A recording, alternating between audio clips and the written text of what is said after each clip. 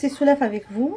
On va réaliser ensemble aujourd'hui des gâteaux secs à la noix de coco. C'est des boulettes à la noix de coco et à la confiture. Une recette hyper facile, hyper simple et super délicieuse.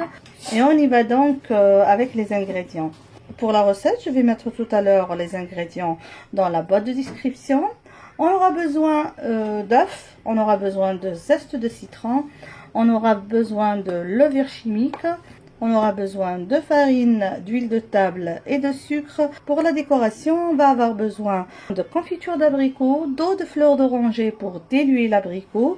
Et pour finir la décoration, on va avoir besoin de noix de coco. Alors on va se lancer dans la préparation de cette recette. On va commencer par fouetter les œufs avec le sucre.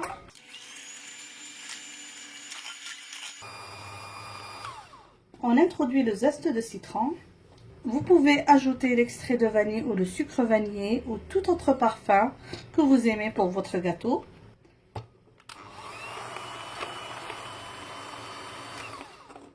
On ajoute maintenant l'huile enfilée tout en fouettant.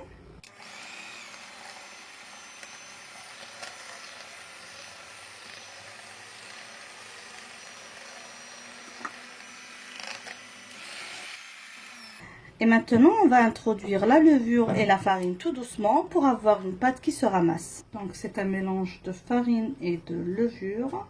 Au début, je vais utiliser mon petit fouet et après, je vais continuer à la main.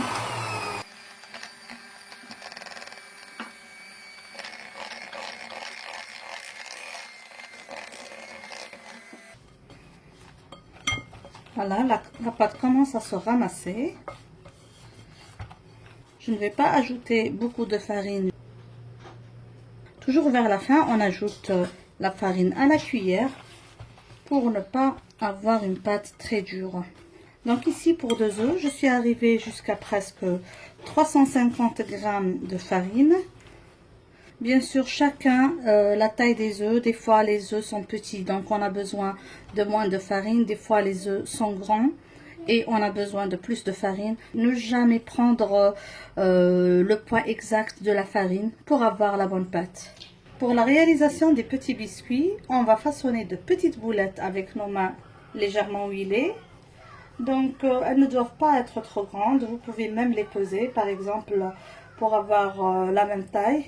Parce que, comme vous l'avez vu sur la photo de présentation, je vais ramasser tout à l'heure chaque 2 pièces ensemble. La pâte, elle contient de la levure et des œufs, donc elle va gonfler. Donc, on va faire de petites boulettes. Par exemple, je vais peser celle-là juste pour vous donner un exemple de la taille requise. Donc, on va essayer de faire des boulettes de presque 16 grammes chacune. Et ceci pour avoir des petites pièces de la même taille. On les place sur un moule chemisé de papier sulfurisé. Il faut les espacer l'une de l'autre parce que tout à l'heure elles vont s'étaler lors de la cuisson. Là, les boulettes sont prêtes. Je vais les enfourner dans un four préchauffé à 180 degrés jusqu'à ce que les gâteaux se tiennent bien et soient bien cuits. Là que mes gâteaux sont cuits, on va passer à la décoration. Je vais diluer la confiture, comme vous voyez. Elle est trop gélifiée ici chez nous. Donc je vais ajouter un peu d'eau et un peu d'eau de fleur d'oranger pour avoir une confiture bien légère dans laquelle je vais plonger mes gâteaux. Voilà comment je veux la confiture. Là, j'ai préparé la noix de coco. Je vais plonger chaque 2 pièces qui vont aller ensemble.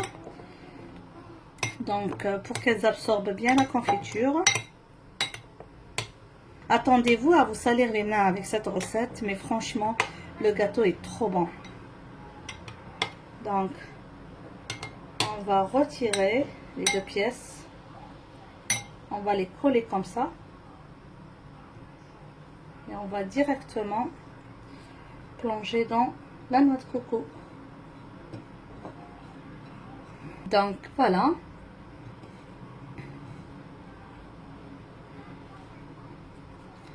Et on va continuer ainsi. Donc j'ai mis dans la confiture allégée à l'eau pour que ça absorbe bien parce que c'est des gâteaux secs.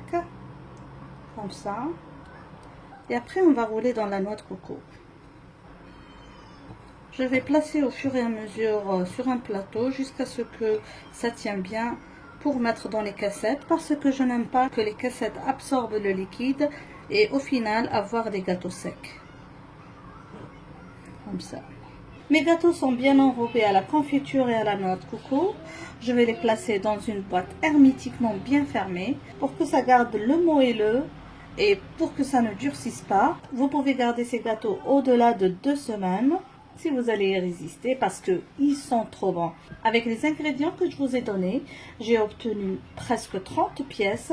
Donc, comme je vous avais montré, chaque demi-boulette pesait 16 grammes.